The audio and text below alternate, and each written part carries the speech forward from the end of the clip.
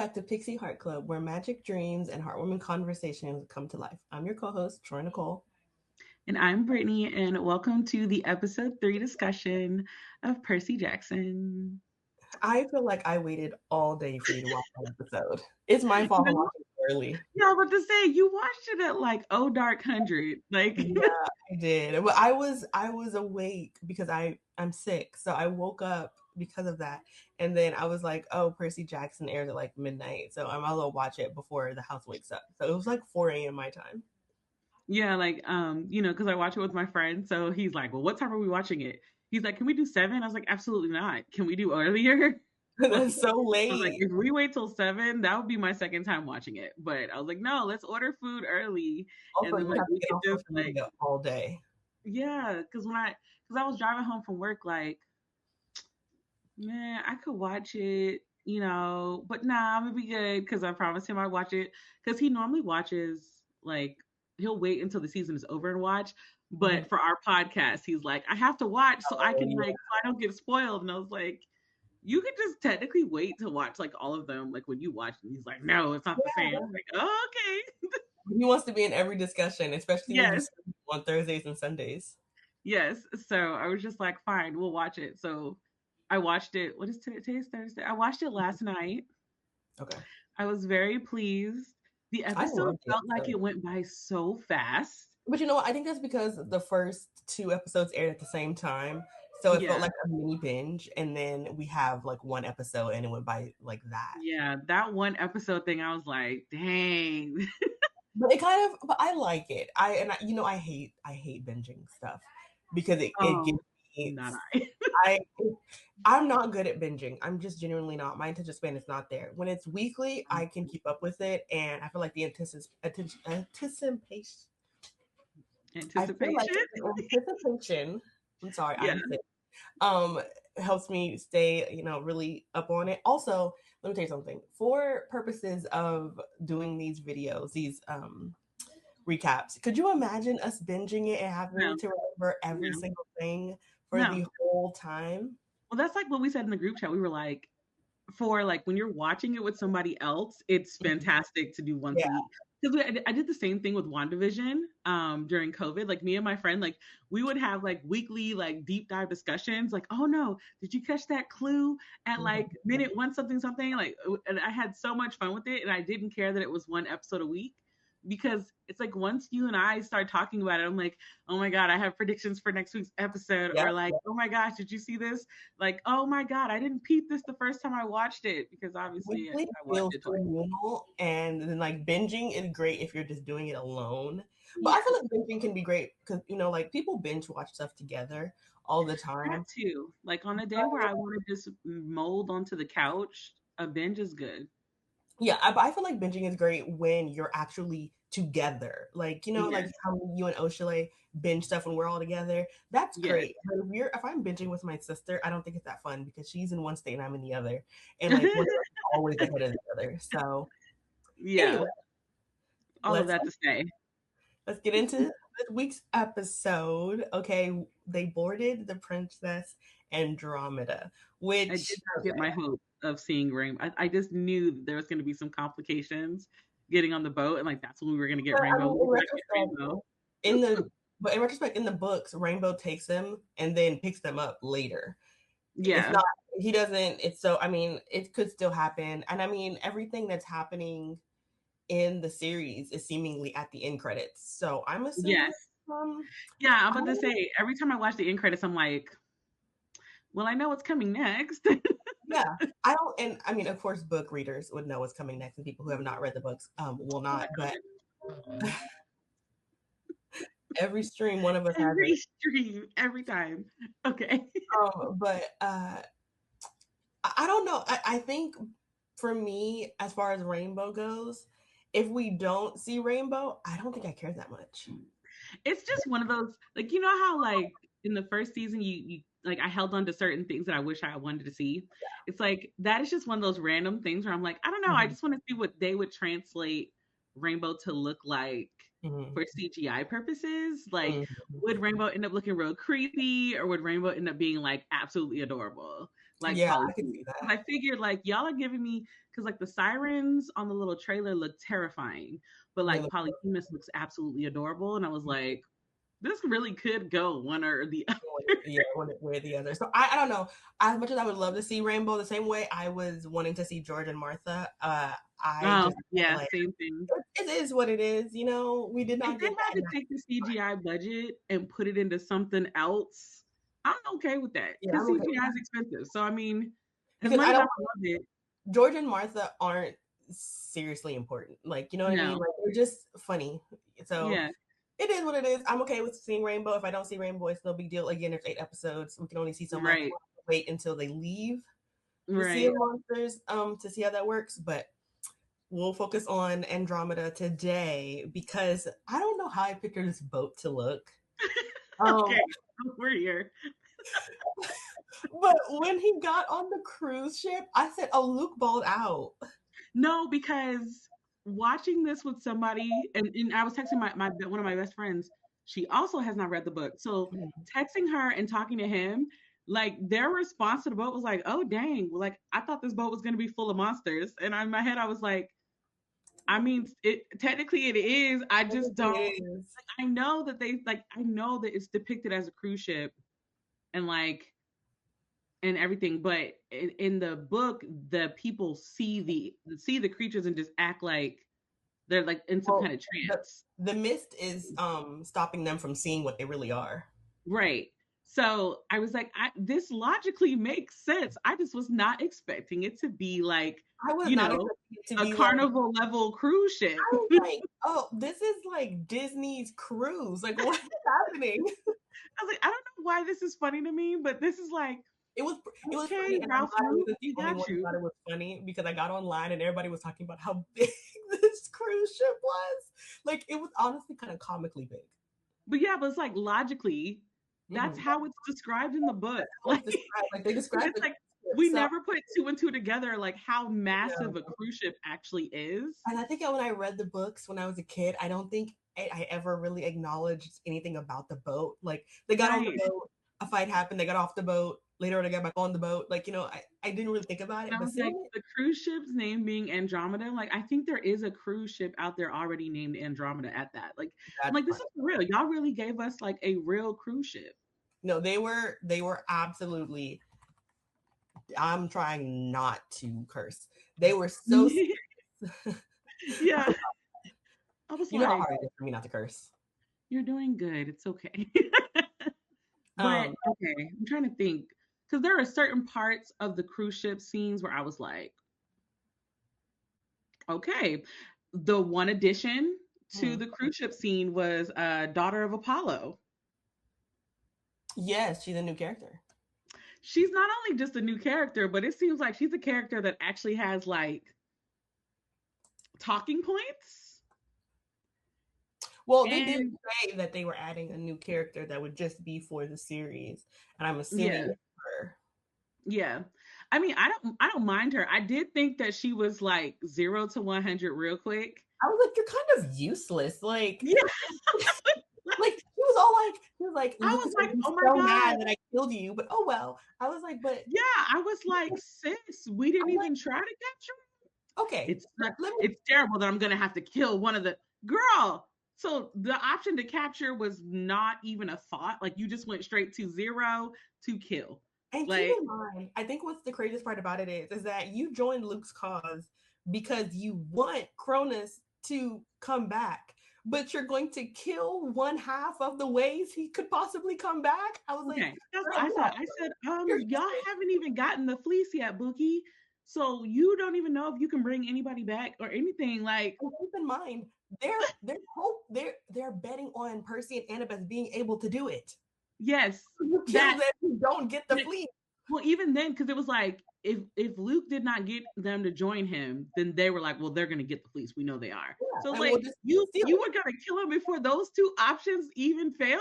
Like I was like, you're gonna die. You're gonna die in There's, this series. I there's, can tell. at this point, there's no one else that could help you guys. It was either Right. Thalia or Percy. We're not going to skip ahead to anybody else, but those are the two options that you had. And you were Right. betting on Percy and Annabeth getting the fleece and either joining your cause or stealing it from them. And you were going to Right. kill them? Luke needs to get her out of there. Get her out of Yeah, there. I was like, oh, you were created to die. Like, I can tell you were a Like, character created. Like, useless. something's gonna happen where like you're gonna die because, girl, and not to mention, because she's clearly older. Mm-hmm. She was whooping a behind. At first, You I know, said, it's so funny. I saw this someone makes on sense. Threads say that they didn't like, and I just don't get this. Someone was mad on Threads about her whooping them, and I'm like, okay, well, first of all, she's old, like she's much older. Yeah, She's aged out of Camp Half Blood, meaning that I she's was about to trained say she's not no even longer. at Camp Half She's Blood the anymore. daughter of Apollo. Okay, because I was like, let's stop. That's another thing I'm cracking up. I'm like, y'all be forgetting that Apollo's kids get down. And like, first of all, she's an adult. They are Yeah, like 12, or no, I'm yeah, sorry, they're 13. 13 in this series. They're supposed to be 13 in this realm. Yep. Did y'all think 2 13-year-olds were gonna best like, she's basically an adult. She's probably like 18, 19 years old. Y'all Mm-hmm. thought somebody who's been like battling her whole life, y'all really thought Annabeth was gonna be able to take her on 101? And keep in mind, a lot, and I think a lot of people ignore this too. When Percy and Annabeth are in any battle together, it's already a problem because they're going Yeah. to work to take care of the other. Yep. So they're fighting her, and she can best them by just taking one of them. So I'm Yep. just like, All she has to do is act like she's about to seriously harm the other one, and it's like the other one breaks to help the other. yeah. So And I not mean, to mention, they were completely off guard. Sis yeah. was wrecking them. Let's accept the terms, guys. The only reason she lost is because she went over that rail. Yeah. She had no intent. She was not finna lose. And did she really lose? Because she made it back on that boat very fast. Who picked her up?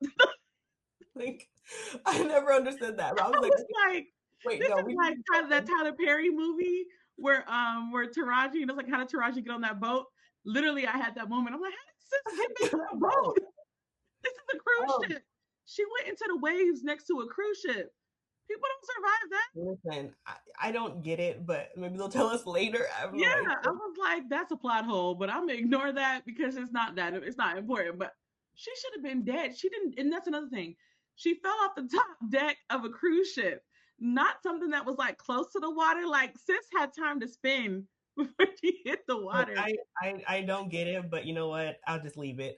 I was like, this is none of my business. But can we rewind? Because one of my favorite scenes this episode is they get into one of the rooms, and Percy is like already having this like plan to kill Luke. Oh, and it's like, what? No. The part that Tyson does, like, they come into the room, right? And Tyson goes to the bathroom, and then Percy starts trying to whisper to Annabeth. Yes. And Tyson's like, guys, I can hear you. I can still hear you. And I was like, oh, Tyson. I don't even understand why Tyson can't know. Yeah, I was like, it's very clear he can hear everything. So like you were telling Tyson stuff at Camp Half Blood. You were telling Tyson things because Tyson told you things. So like, why are we excluding Tyson? Why are we whispering? He's not gonna he gonna leave you alone to go do this plan on your own in the first place. Like, this is Tyson. Please stop. But again, Percying. Oh God, that was hilarious. He was just like, oh, let's just end this right now. And no, it's when he pulled out the map of the ship and handed it to Annabeth, like, basically like, here, memorize this because we're gonna need the escape plan. We're just gonna take him out right here, right now. And I was just like, so we didn't think about this at all, boo. We didn't think about this at all. We're on his ship. Right. You have to, and I mean, at this point, Tyson hasn't told them it's full of monsters, but you have to know he has people there. Well, yeah, because remember he started saying everything stunk, and like they ignored him when he said it, and then he was like, "No." He was like, "Monsters! I smell monsters." Yeah. So, but and then go ahead. The whole thing with him and Annabeth, where Annabeth is like being like, well, he's like, "Don't tell me," but if I'm getting like close to doing something that would like be bad, like. We need a code word. And I was like, why is the code word boon? And then he got tired of the code word in like 10 minutes. Right. As soon as he used it one time and he was like, no, we can't use a code word because you can use it for any argument. And I was like, sir, you picked this. You chose the code word. You chose to do Granted, it. she used it very quickly. Like, I mean, she said that stuff deadpan face, boom. And in And her he looked at her with so much anger in that moment. And in her defense, it wasn't even because she cares about Luke. He was really about to ruin everything Well, already. yeah, I'm about to say, and like because I was talking to one of my other friends, and they were like, it's because she really liked Luke, and I'm like, no, that was not the case at all. I think this was genuinely a boon moment because Percy had gone 0 to 1,000. Like there was no thought in there. Percy's thought was like, we could just kill him. Yeah. What? Cronus could just manipulate another demigod. What are we doing? Yeah, I was like, Annabeth, while her feelings are convoluted, she's right. Like she's like, we should probably try to save him first. She's like, obviously, we should try to save him. Maybe not immediately come to killing him. Maybe we should try to save him first. Now, whether or not Luke is, able to be saved is, that's a whole other is to be questioned. But I mean, I think also with Annabeth, I kind of like that they are starting her so conflicted. Her confliction so early because again, reading from Percy's perspective in books can be really hard because you lack so much information. So now that you can have, a third party outlook on everything, you can see Annabeth and you don't have to read Percy saying Annabeth looked like this. You can see Annabeth and you can understand where she's coming from without Percy's inner monologue coming in to play. Because I can look at Percy and be like, that is not what happened. Right. Or I could be like, oh no, Percy was right. But really an unreliable narrator. Jesus. Every time I watch the series, I'm like, wow, this was a different perspective. I don't know if I consider him unreliable. I think he's just 13. I'm about to say, when I say unreliable, it's just he's a 13-year-old boy. Yeah, he's and like the way he views the world is so skewed. I think what's funny about Percy is as a narrator in the books versus watching it, from a third party perspective, is that when you're reading the books, you're just kind of like, no, Percy, you're really good at reading the room and you catch on to stuff very, very fast. And then sometimes you're just 13. And I'm like, yeah, you're 13. I forgot because that is not how it happens. No, because they were like, well, how are we going to get up there? And then the elevator opens and he's got a trolley. And then he's like, I'm just going to go in there and say, hey, sir. He is chaotic. Like, you know what? Son of Poseidon is correct. You are chaotic. Like, I would have, if I was Annabeth or Dyson, I'd have turned around and got back in the elevator. What are you talking about? And she was like, this is your plan? And he was like, yep, that is my plan. For sure. Oh God. I was like, this is so terrible. But then, okay, so here's the part where, because we're staying on Andromeda, we're going to touch Clarice separately. So at this point, Tyson's repeating what he's hearing, and it's like, and she's, it's like, oh, and they're right outside. And so my friend was like, well, how did they know that they were right outside? Cameras or something. And I was like, at first I thought, I'm like, well, because in the book he has 2 Cyclops in there with him, but then they open the door and there's no Cyclops, and I said, oh, okay, then there's got to be cameras. I mean, like, it's a cruise ship. I mean, it's a cruise ship. There's got to be cameras. Where, I mean, like, I don't think that's too far fetched for that to happen. But Percy's thought process was just bad. But can we talk about y'all could have avoided this? Can we talk about the fact that when they get in, Luke has his other people training, beating up Camp Half-Blood demigods? Listen, we can't get there yet because we have to discuss Ralph Luke. If every time we see Luke, Ralph Lauren Luke, I said, you know what? The guy that they casted to play Luke is actually the most perfect casting choice. Charlie's for amazing. Luke, because he's such a cutie, but then at the very same time, it's like he looks like the type of cutie that would get you in some serious trouble. Like he probably sells drugs to like super rich kids in the Hamptons. Like that's the vibe that Luke gives in this scene. And I in was this like, series. And it's so funny. I don't think I ever imagined him being so preppy, Ralph me Lauren bad boy neither. or Oh anything like my God. that. I did not anticipate this, but I love it. Like, and I think it's because so much of Luke in the book is just kind of like, I'm so focused on you being evil that I can't focus on anything else. But like, evil prep kid was not on my list. No, but it's working. Like it's not just prep kid. He gives my parents summer in the Hamptons. Like Yeah, that for is the sure. energy that he gives. And I was like, I didn't know I needed Ralph Lauren Luke, but I'm kind of digging how every single time Luke shows up on the scene, he's Like, in he was like white. saying, I'm just like, okay. He's also in white every time. Or like some type of off white, yeah. Yeah, and I said, I wonder what the symbolism here. We'll probably get that later, but I'm like, I'm peeping the outfit choices though. Whoever is styling him is giving him the perfect look of like, you want to love him. You Mm-hmm. know he's horrible, but you Mm-hmm. still want to love him. And I was like, dear kids and young adults that are playing these roles for season 2, good job. Good job. Because you're Charlie's giving me really what I good. need. Yeah. I just needed to shout him out because I was like, Ralph Lauren Luke will be my He was favorite.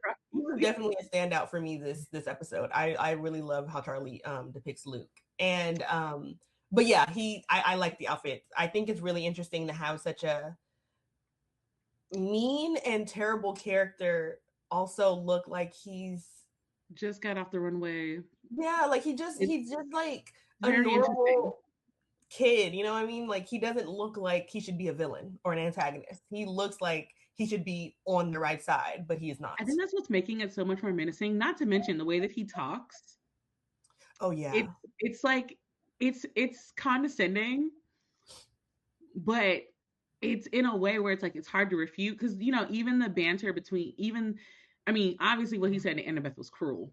Mm-hmm. But what he said to Percy, where he was like, "You don't want to know because you're scared," Mm-hmm. or because then Percy was like, "Why can't it be both?" And I was like, And that is why and he is the hero of the even series. Luke was kind of just like, Okay, well, yeah, can't and I was like, can't argue with that. But it's also like Luke has the way Charlie plays him. He has this kind of charisma that I don't mm-hmm. think you get in the books from Luke. And because like in when you're reading the books, I feel like you can just be like, wow, you're absolutely insane. And then like Yes. watching this show, somebody put on Threads, they were just like, damn, I'm 2 seconds off of joining Luke. Well, that's what I said. I was like, but you again, like once I remind myself again, like we're seeing Luke in the book through Percy's eyes, and Percy is so hung up on the fact that Luke is on the bad side that like we're not getting anything else about Luke. So now that we're seeing Luke as a whole person, it's completely believable that he's Yeah. getting all these demigods to switch Mm-hmm. sides. It's Like I 1000% could believable. totally understand all these demigods having the same anger and believing, that well, okay. I can Mm, understand I'm gonna say young I can believe that that they can all relate that their parents suck yeah. and that like they're I so don't hurt that they're ready to be extreme. and again, we're in our 30s, so I think it's easy to be like, okay, well, Cronus ate all of his children, so I highly doubt the demigods will be who he cares about. But I can understand kids saying enough is enough. I can It's understand. most of these kids spent their lives either not being claims, as you Mhm. put it. I was gonna say, or double orphans. Which I always I forget things mean, I say. yeah, I was like, unfortunately, I can like these kids are emotionally hurt Hmm. by these people and They're these so gods. traumatized, So, and then not to boot that on top of either being claimed and never getting anything from these parents or not being claimed, on top of all those things we have to go on these quests to pretty much like do your your bidding. life is always in danger Hmm. because of these gods that don't really care about you. Hmm. Like I understand it's one of those situations where I completely understand the villain's motives and I Hmm. completely understand why the villain is going so extreme. I Hmm. don't agree with it, of course, but like it's hard to say, like, oh yeah, no, I totally wouldn't do this. Because even Luke was like, Thalia would have loved to have a chance to tear Which down is Olympus. probably one of the craziest scenes I think in the episode is him telling Annabeth like that, you don't know Ooh. Thalia, and it's like you only spent what did he say, 2 months? I 2 think in the book months. it's a little bit longer. It's But longer in the books, yeah, but I shortening think it made it worse. I think in the books it's like 6 to 7 months or something like that. I could be wrong though. Yeah, in the books, it's a couple. It's at least half a year in the books, if I'm not mistaken. Because I don't think they. I think they only mention it like when Annabeth is telling the story about how she met Luke and Thalia, which I hope that meeting will be a flashback. I think that would be such a cute. Okay, I can't look really quickly, but I think it was a few months. I think it was a bit longer in the books, but anyway, it doesn't really matter how long she was with them. She considers them family, and he considers her family, which is what he says in the first season. And when he tells her, you were just a little kid, and she kind of like is taken back by his. I don't even think it was necessarily that she was taken back by him saying that you're just a little kid, but it was just the anger that she had never experienced. I think it's the dismissal. The dismissal like, too, where it was kind of like you don't have a right to feel any kind of way towards Talia, like you don't have any real connection to her. Like he basically tried to diminish it to just being like you were just a little kid we found on the street and like bought along with us. Like not that y'all were a team, but like you were just a stray kind of thing. Which I was like Luke has done a lot of bad things. I was like, this is actually your number one flaw right now for me. And I said this last week on Threads that I could understand a lot of Luke's rage, but what I would never understand is his consistent abuse of Annabeth. Like that was one thing over the series that I was just like, bro, go to hell. Because no spoilers for future seasons and books, but so much, and that's why a lot of people were who are like deep Luke apologists were on social media saying, "Oh, Luke would never say something like that to Annabeth." I'm like, "Oh, he would just do everything else he did. 3 through 5." First of all, you know what? Listen, I just need this side. We need this side note one time. I saw so many people complaining about how the whole season, like this episode, like this is so not what would have happened, like in the books. Like all you book purists and people, y'all gotta relax. Because what do you mean Luke wouldn't do this to Annabeth? Do you forget what happens in the other books? I'm like, in book 3, why does Percy have to go help save Annabeth? Like that is, come on, like no spoilers. He does. I need us to stop pretending like Luke is a villain. He's a villain. And no matter what happens at the end with the Great Prophecy and everything, again, no spoilers. It does not matter. He is a villain. He is an antagonist. He is whether or not he can be harm is up to person by person. But at the end of the day, people are dying like normal people. He is okay with shattering the human race, all because he's mad at Hermes. He's literally okay with obliterating the entire world. Yep. Because he's mad at Hermes. That makes him a villain. Yeah, like everything that he's doing, it's okay. And listen, I think also what people neglect to realize is someone can have a really, really terrible life. People can be abused. People can be traumatized from their parents. And plenty of them do not then go and decide, let's wipe out humanity. Let's destroy the world. The world, mind you. Not let me figure out a way to get back at my dad. Like, let's find a way to destroy the world. Like, so yeah, that's my response to that, because I saw a couple of those too, and I was like, Luke most definitely would. In fact, I'm actually glad that they put this conversation in the actual show, because they need to, like, Annabeth's main thing is the conflict of the fact that she considers Luke and Thalia her brother and her sister. And she just watched, like she said, I watched my brother stab my sister in the back. And then here goes her brother, who would call himself her brother in the first season, now basically telling her, no, like that's not what it was. No. It's like, and keep in mind, and this is where the charisma of Luke comes into play, where it's kind of like he's able to really bring you in, but then when you go against when you go against what his thought process is, he can throw it right back. And it's something that he's really good at. Even with Percy, he hasn't known Percy that long, but he knows how to really get under Percy's skin. He knows what, to hit what part of him to poke to get him angry. He's really good. You gotta give him, like, he's really good at what he does. If And he he's been wasn't doing this good, for years. if he wasn't good, Cronus wouldn't have used him. Like, but he knew that Luke was the one that he could manipulate the best and had the Yes. most anger in him. And Yes. so when I think it's so, I have to come back to this because I said this earlier, but I think we went on a different tangent. Just him having all the half bloods that joined him use dummies with camp half blood shirts on as if they're not campers themselves was morbid. It's a little diabolical. Like But that was a villain would totally do a that. villain would totally do that. Like no one. Okay, let's be real. There are so many like real life serial killers, serial rapists, and stuff like that who have had traumatic Yes. lives growing up. And you can talk about them having traumatic lives, but they still are murderers and rapists.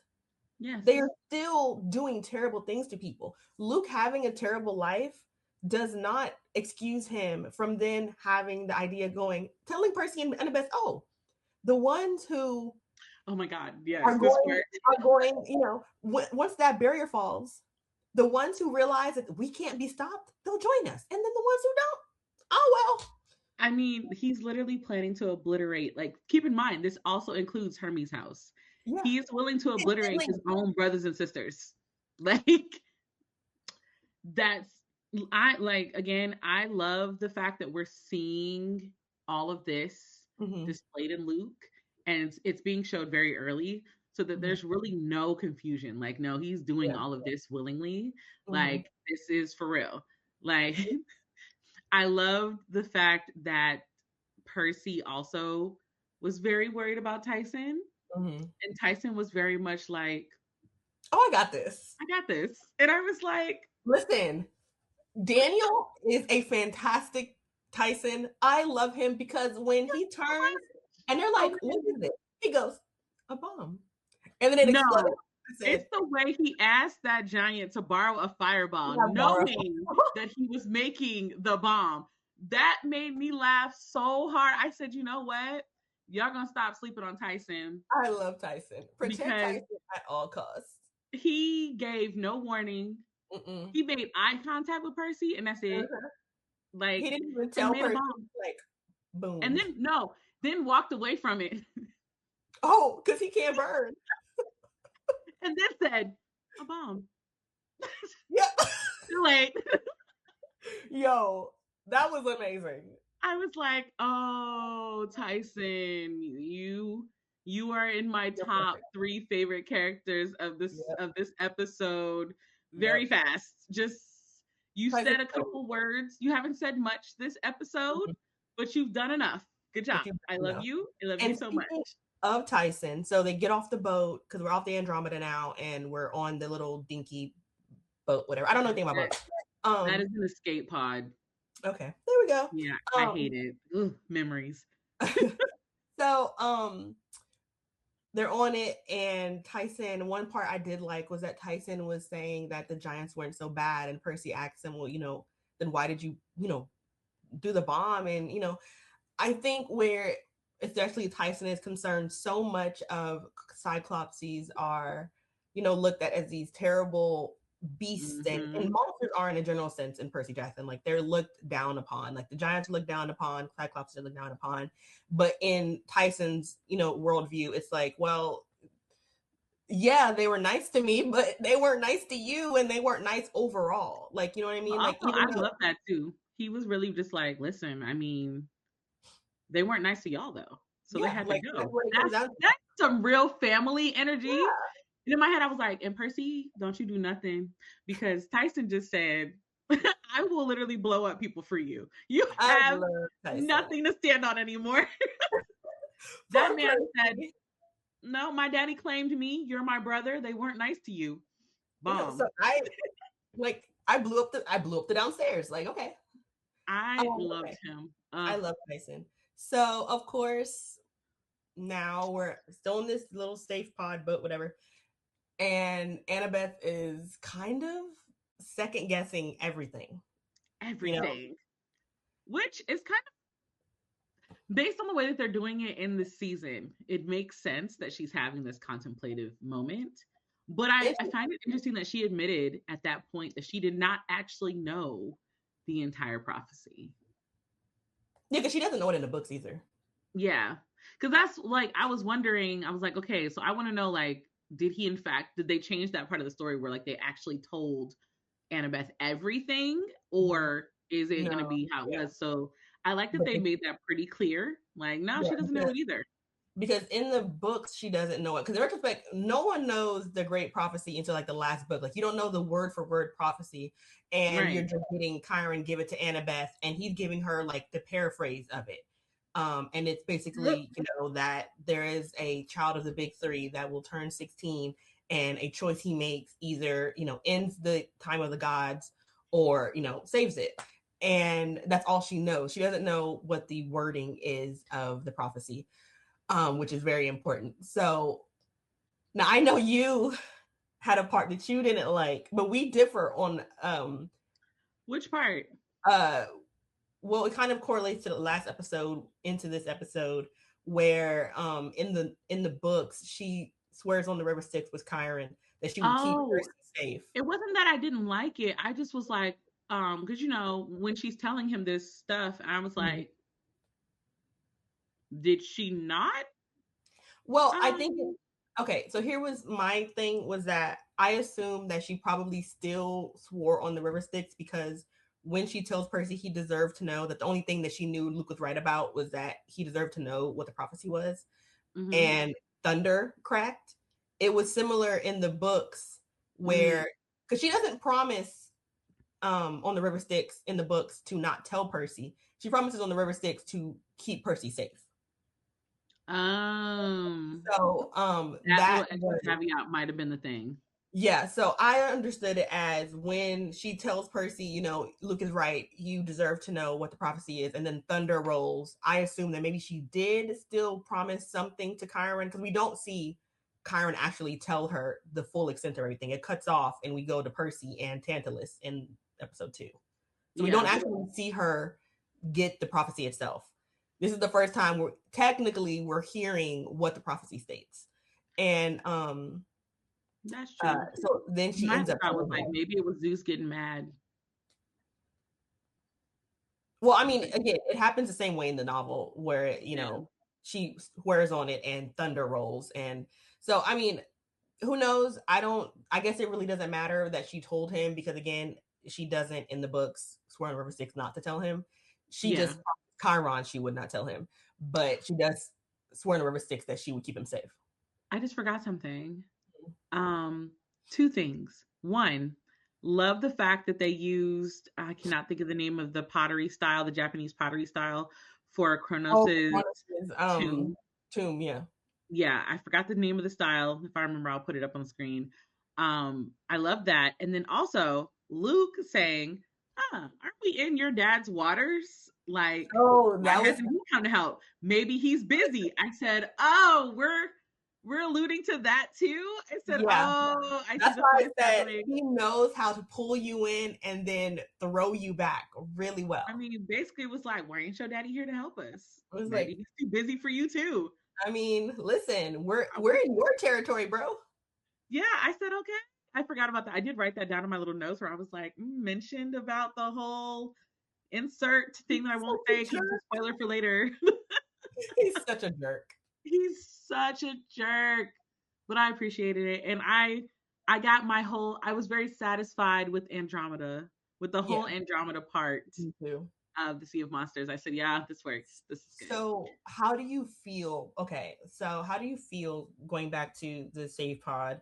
How do you feel about now Percy knows the gist of the prophecy that he's a part of?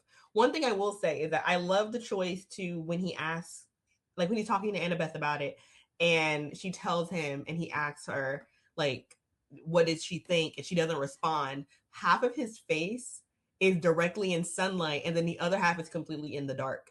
Oh yeah, And they're using the heck out of the lighting in this season.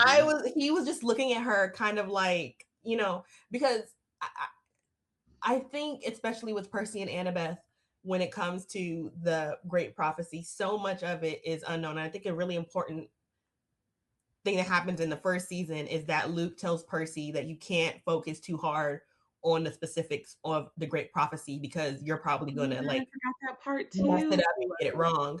Because if you look at it verbatim for what it is, you could be Mhm. incorrect. Like you don't know what it could mean.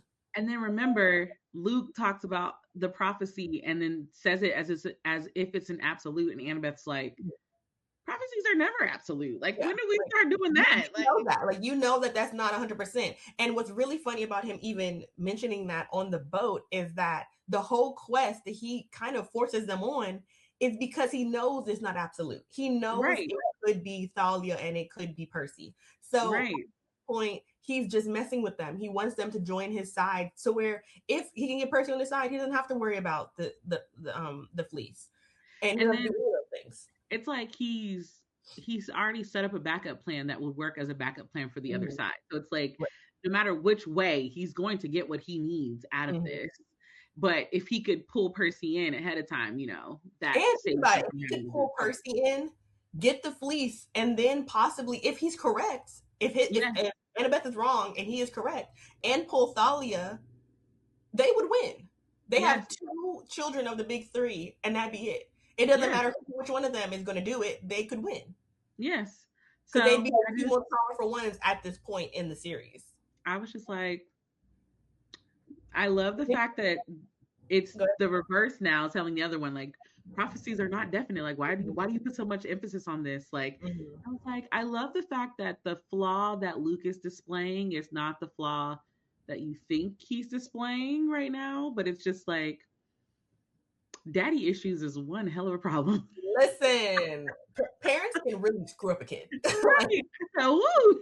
did feel sorry for Percy because he was so adamant. Because like I feel like after he had that dream with Grover in episode 2, where Grover's kind of like, I'm not taking sides, but I want you to consider the source. Like it's Annabeth. Don't you think that she would have, if she betrayed you, that it's probably for a reason? So now in the beginning of episode 3, he's like, well, I trust you, and I trust that you Yeah, that that seemed, I was you just like, like that's growth. He was like, you know what? I trust that whatever you're doing, it's either for my safety or for the greater good. So okay.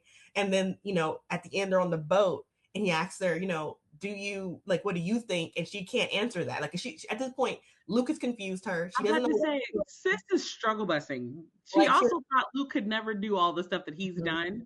So why would she be able to thoroughly answer that question right because now? especially because now even she's second guessing. She's like, am I wrong about everything I know? Like, am I wrong Hmm. about Thalia? Am I wrong about our, for lack of a Like, better did word, I not matter to you know, them for like, real? was I really nobody to the two of them? Like, and how do I know? Because prophecies are prophecies. At the end of the day, one part of the prophecy that we know is true is that this half blood will make a decision that will either save the world or ruin it, like one way or the other. And I feel bad for Right? Percy because he's just kind of sitting there and he's like, you're right. I wish I didn't know. And listen, that is a lot for a 13-year-old to hold on to, where he's like, oh, so not only am I not supposed to be alive, Yep. have all these people trying to murder me, and on Yep. top of that, the fate of humanity is in my hands. I Listen, was like, and you wonder why they turn to listen. evil. And now, of course, we've read all the books, so we know, how We that know, goes but and how it works that's out and still a everything. really heavy burden. That's still a really heavy burden. And even when what we know is going to happen at the end of this season happens, it's still a lot to take in, whether or not he is going to be the child of the prophecy and he is going to make the right decision. Because as we know in season 1, Chiron told Percy at the end, he tells them, a part of you understood Luke. Like that's Yeah. what, like, you could kind of understand where he was coming from. And Percy admitted that he could. And I think that's Yep. kind of even more horrifying because you don't want to believe that you could make such an insane decision, especially at 13. Like, you're sitting there going like, I would never do that. It's like, But would you? Like, who knows? yeah. Who knows? It's, And you know what though? Hats off to Rick Riordan, because I remember reading this as a kid, and up until the book, I was like, like you're really thinking, oh my God, what is this decision? Like, what is the decision? And when you get to the decision in book 5, I'm like, dang. I look forward to the rest of this season. I'm really interested because I saw someone post that the cast said episode 8 would leave us traumatized. Yes, I did see a clip of an interview where they said basically the whole season gears you up to just be like traumatized by the end. And I was like, well, because, thank God y'all are already recording season 3. Thank God. right? And also, from the newer trailers that they've put out for the rest of the season, it seems like something happens. Like, okay, here's one thing I wanted to add. I always thought it was interesting that in the book, Luke doesn't like do whatever he can to run after them for the fleece. Yes. But it seems like in the trailer he does, because he at some point, it looks like he's battling at Camp Half-Blood. Oh, this is going to be super interesting. In one of the because there's a scene where Percy's in battle gear and all the other campers are at the hill of Camp Half-Blood, and it looks like they're like fighting. Well, then that means we have some other thoughts of how that's going to end. I'm not going to spoil that though. So we will have to unfortunately wait for that big reveal. Well, I'll do it till the new year. Yeah. However, we need to talk about my favorite standout character of season 3 or episode 3. That is Clarice. Oh, I love Clarice. I'm sorry. I was like, crap, I'm starting to love Clarice. Listen, maybe it's because her and Percy, even though they aren't on opposite sides, they just could not stand each other. Yeah. And reading her, I was just like, girl, shut up. Yes. Shut up. I was annoyed the same way that Percy was annoyed about everything that had to do with Clarice. But because we're no longer from Percy's point of view, I'm like, you and Clarice are actually very similar. Like, they're oddly enough quite similar. And I think the only thing that really differs in them is that because she's the daughter of Ares, she's a little bit more aggressive than Percy would be. And that in itself is a lot. And also, I think what's interesting is because we don't get a lot of Clarice in the books, you can really take liberties in the and the liberties that they're taking, I'm like, give us a fuller character. Mm-hmm. Yes, because like in one way, you have to be slightly embarrassed to know that your dad kind of is a problem. Like he was willing to help Kronos, and it's something that you aren't even agreeing with. And he was willing to help him for a stupid reason at that. Like it wasn't even like daddy's. He just wanted a war. He just wanted a war. Like, it's been a long time since we had a real war. It's been a long time since we warred. What?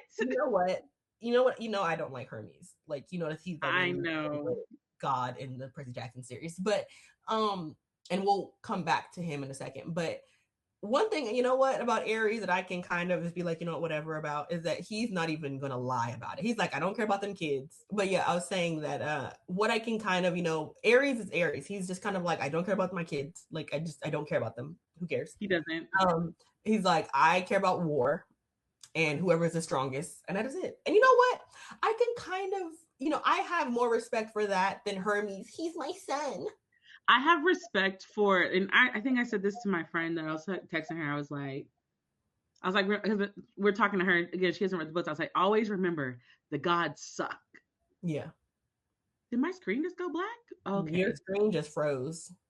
And okay. All right. I forgot what I was saying because the screen freaked me out. I thought the whole thing. Your friend to remember that the gods are terrible.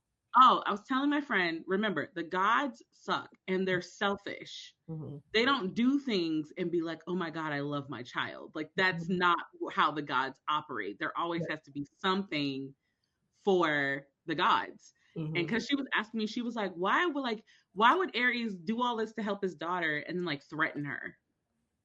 And I was like, she was like, but what's the threat? And I was like, girl, the threat is don't embarrass me. Don't embarrass me. Like, that's it. Consider what they do at camp. Like, when they start like activities, they'll hail whoever their god is. They'll be like, glory to Ares, glory to Athena, glory to whoever. And I think it's interesting that Percy and Tyson don't do it. Like they Yeah, don't say glory to Poseidon, and I don't at think, all. and it, especially for Tyson, because I don't think Tyson would care either way. Like he would do it if Percy wanted to, but then Percy Yeah. did it. But I think it's so interesting that a lot of times Percy's always on the outskirts of things that are happening around him, where it's like everyone is doing it, and even though everyone there, even some of those demigods who are low key on Luke's side, She they, immediately said something like, "Hail Athena." yeah, and Yeah. like everyone is still, so much of Camp Half Blood is still about the gods. Like Yes. so they're training, And their approval. yeah, and they're training in retrospect not so they'll be able to fight monsters. They're training in retrospect to do stuff for the gods Because they want acknowledgement from their parents. like Like when Clarice saw her dad, what did she immediately do? heals. Yeah. Granted, he's like, that's for humble. Like, I was like, Yeah, Dad, can you at least say hello? and she calls him Lord Ares. Lord Ares, not. And then she was like, Lord Ares, Father, I humbly, oh, okay. And he's like, for what? Stand up. I was like, And it's such a difference for Percy because woo. Percy first meets Poseidon, he's so calm and he even like kind of like in the last episode throws shade at him. He tells He Hermes, did. "Oh my God, I'm asking for one little thing and I can't get my dad's reaction, but Luke is about to destroy all of you and you're Yep. asking me to save him." Yep. Listen, if I was Percy, I'd also be pissed off 24/7. I'd be like, you know what? Screw all of you, actually. I also want to say that because we get a little bit more roundness from watching it live action, Mhm. seeing Ares come and in his own weird way assist Clarice, Mhm. and then also be like, I can't help you anymore without getting in trouble. And I'm like, this is about as close to like a fatherly moment we're ever going to get from Ares. And even Mhm. this is a hotmess.com because Oh, the man, pep talk he gave them about her. and then the You crew know he she's gave her, they did scrawny. not take her seriously at all. Right. You know she's scrawny. You know she's never done anything like this before. You know she failed all the other It was times. like, geez, I get it. And how many times could she have failed? She has like 8 beads on her necklace. Like, Yeah, dude, I was like, failed what? This is her first quest. How did she fail, bro? Like, she hasn't and failed yet. and also it's like one thing that I've never and there's so many layers I think to Percy Jackson's whole universe when it comes to Half-Bloods is that so Mhm. much of being at camp is about quote unquote glory, and like Luke kind of tells us about it in the first season that that's how you get the beads is glory, but it's glory for who? Because they do all these things, and look what happened to Percy, Annabeth, and Grover managed to stop the war from breaking out between Poseidon and Zeus. They go to camp, they're acknowledged as heroes. They come back the following semester, and everyone's forgotten about it. They're just like, okay, cool, moving on. Bigger fish to Yeah. fry. So It's it's like, like, go ahead. I was just saying, I was like, I just kind of feel, again, this has to do with like just parental neglect. Mm-hmm. Like, the glory that they're truly seeking is like just the acknowledgement of their Mm-hmm. parents. Like, Which is and why they they're come back so to camp and it's so, attached ugh. to the small things that their parents give them. Clarice's spear, Annabeth's hat, uh Luke's shoes, all those things that they're attached to. Well, kind of. Luke was willing for the shoes to Yeah, go. no, except Luke. We don't count Luke Yeah, in this, but everybody else has something from their godly parent that yeah, they keep to them like a lot. yeah. Yeah. And even though they know that their parent doesn't necessarily, care that much, um, they keep because they're children. They keep them Yes. close to them, They're and they still want the acknowledgement, which is why I think when Tyson is claimed, Percy has such a huge reaction to it. Not because he doesn't like Tyson, not because he's embarrassed by Tyson, but because he's embarrassed by the situation. Where it's just now like he's not an only child too. you don't do anything for me, like at Yep. all. You won't answer any of my questions. You expect me to do all The these only things thing for you do you. is embarrass me.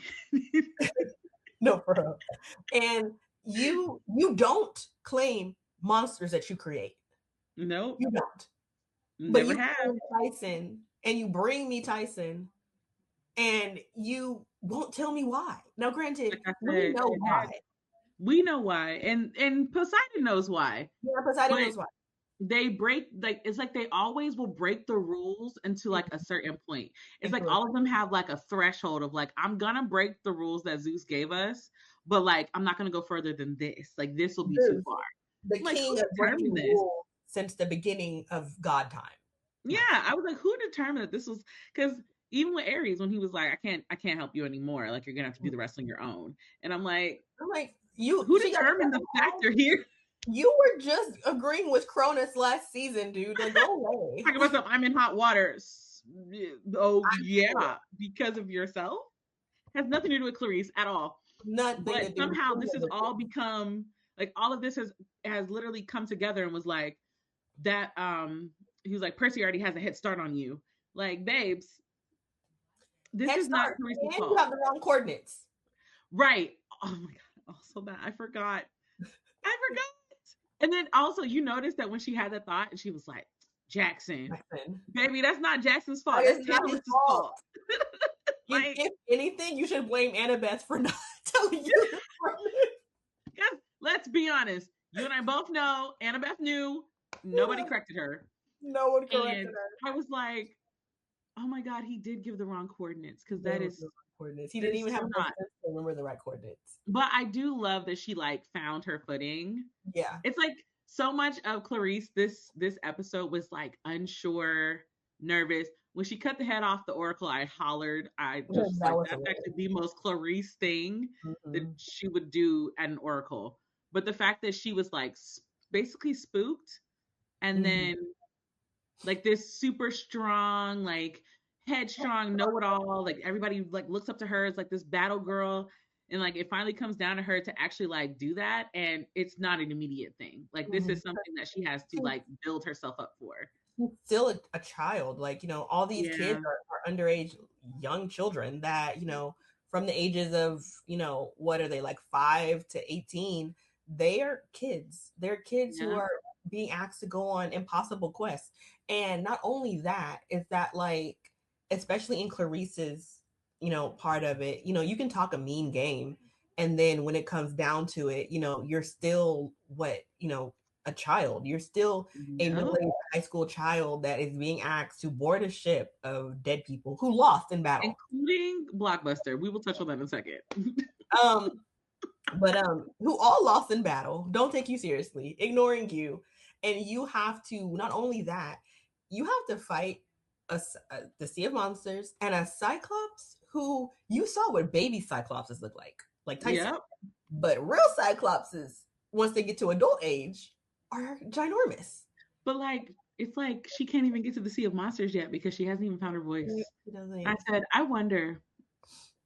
I love the fact that we had to watch this happen, because you know we don't get any of this, obviously, because Percy's not with her. We don't get anything like that, and so Percy ends up on, you know, with her. And by that time, he has the crew on lock. The crew's already standing her by that time. So I really, really like, this was almost like an origin story moment for Clarice, where it's like it shows her character in a way where like I understand why she hates Percy. He embarrassed her daddy. I would stand for my daddy as well. Granted, my daddy is way more supportive than her dad, but I understand the sentiment behind it, and like I look forward to Clarice. I was like, Clarice and Annabeth, y'all are kind of y'all are trying to show out. I kind of love things from the girlies. I wanted to know if you caught this. I was just like, now who let Walker do this? You catch at one point on the Andromeda, his hair is long, curly, and then like seen later short. I said, listen, like I know most people don't realize there are a lot of black Percy Jackson fans. I know we all noticed the curl difference. I know we all noticed his hair shift. I said, so this scene was performed before any water was involved, and this scene was performed after the water, and they had to redo his hair. But he gets a haircut at some point. Like Walker gets a haircut, so like his hair is really short curled. And I was like, I know the hairstylist, when he showed up with that short cut, I know she was pissed. I know she was like, who did this? Why did you cut your hair so short? We were not done shooting the Andromeda scene. I'm 1,000% sure the hairstylist lost it. Like, Oh who my did God. this? Because He's I mean, at probably one never point, allowed to get his hair cut ever again without the ever again. hairdresser's At one permission. point, his curls are like down to They're here. like all the way here, and then the next second they're up here. I Oh, think buzz cut your curls in the middle of the scene. I said, no, why would you do that? I was like, because like he goes with his curls lower, it kind of gives him a little bit more of a boyish look. Yeah. But the moment that the curls leave his face, it's like he immediately ages up. And it's like, it's not his fault. Like puberty, like that's what it is for him. But the curls help. I was like, now Walker, why would you get a haircut in the middle of filming? And it's the way that it happens in the exact same scene. Like they just changed the camera direction, so he goes from having the curls to swoop. Just the like. I was like, and how? Okay, let's rewind. How did someone editing this not notice that? I think they noticed it and they just couldn't do anything about it. Like, you know how like it's like, yeah, it's like, do we want to spend the money to like fix his hair here? Or do we want like maybe we're gonna use this money somewhere else? Like, yeah. I noticed that. Funny. I just thought it was funny too because I was like, clearly somebody messed up here. But somebody messed up here, and not a lot of people are gonna care or notice. Yeah. But as I pay attention to hair a lot, hilarious. Yeah, I pay attention to hair, so it was just like. I paid attention to hair because I remember that one tweet from season 1 that someone was just like, the casting sheet must have said everyone had a minimum 3A hair type. No, I saw one where it was like, I saw this TikTok and it was this girl. She was like, so like, I'm all for the diversity that has been put into this season, but like, is Aphrodite running a hair salon barbershop or something? Because like, why is everybody's hair just curled up? She was like, they got an underground beauty salon. Like, they're like, and then all the comments were like, it's literally Aphrodite's hair shine. Hair shine? Like, everybody's going to Cersei's Island. Somebody was like, they done took a piece of Cersei's Island and just put it, and it goes through Aphrodite. Like, you got to go through Aphrodite's cabin to get your consultation, and then they send you to Cersei and bring it back. No, because the fact that all of the main kids have curly hair is quite hilarious. Not just curly hair, but like luscious looking curly hair. Like all of their hair looks very well moisturized and very like curls popping. It literally goes from like 2A all the way to 4C. 4C. Fully represented. We got the whole chart. I was like, when there's somebody said, oh my God, they like just to like troll us in one of the future seasons, because we do see a little bit of Aphrodite's cabin. They totally need to have a thing where there's somebody in there getting their hair done. I would scream just from like a trolling standpoint. I would scream. That would be perfection. But yes, okay, Blockbuster dude, Connie, you wanted to talk about him. Which one? Oh my God. Okay, so the lineup of the people who lost. Like, obviously, I'm expecting to see everything, but then we come across. I forgot his name. I don't remember his name. Blockbuster. I said, wait.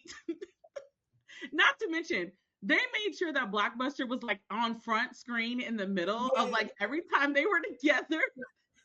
I was like, he was like, well, what battle did you lose? I was so dead. I was like, when he said, oh, streaming wars, I said, I said, remember how we were talking about before, how like you do have to modernize like the story a little bit? Yeah. There are so many people that have no idea what Blockbuster even is. But they know that we're watching. Blockbuster was. Right, but they know that we're watching. Yeah. And so because they know that we're watching, that joke hits. Flawlessly.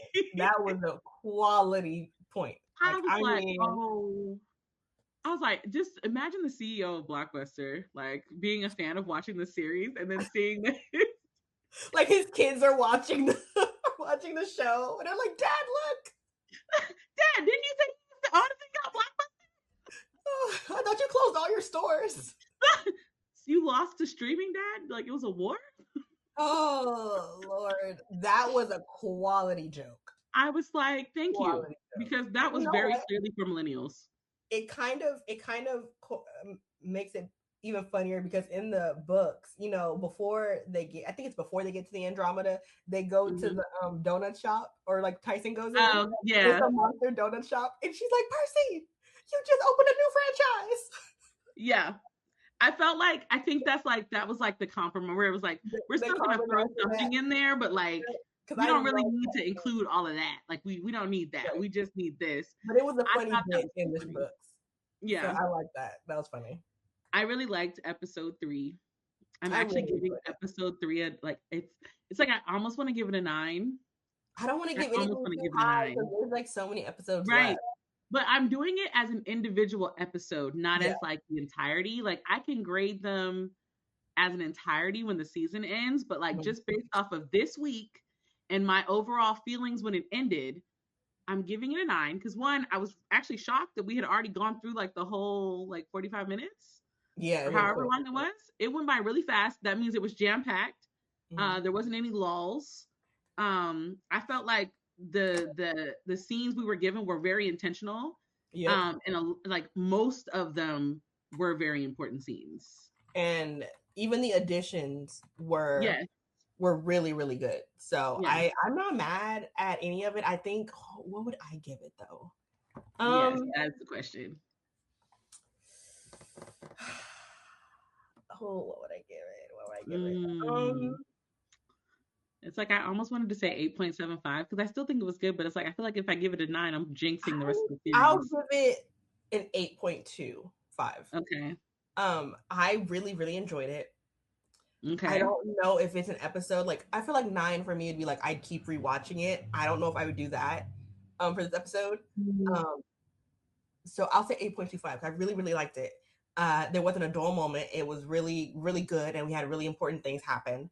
So I'll give it 8.25. I give it 8.25. Now, next week is Clarice blows up everything or something along those lines. Is that what it is? Hermes blows up everything? Clarice blows up everything. Oh, Clarice blows up everything. Oh, that's right. Okay. So I'm assuming, hold on, let me look at the episode list. So my guess is we're finally getting to the Sea of Monsters. Yeah, so I'm assuming that's the whole Sea of Monsters because then the one after that is Cersei's Island. We got a little clip, and I think we see a little bit of Clarice and Percy fighting. Yes, so that should be fun. The little preview at the end of the episode. I said, okay, yeah, this is gonna be a good one. I'm excited. So that's kind of it for this week's episode for We Board the Princess Andromeda. Thank you guys for joining us again. We will be back for another one. Oh my gosh, the next time we see you, it'll be after Christmas already. That's nice. Yeah. All right. Well, we'll see y'all next week. Thanks for coming. Bye. Bye.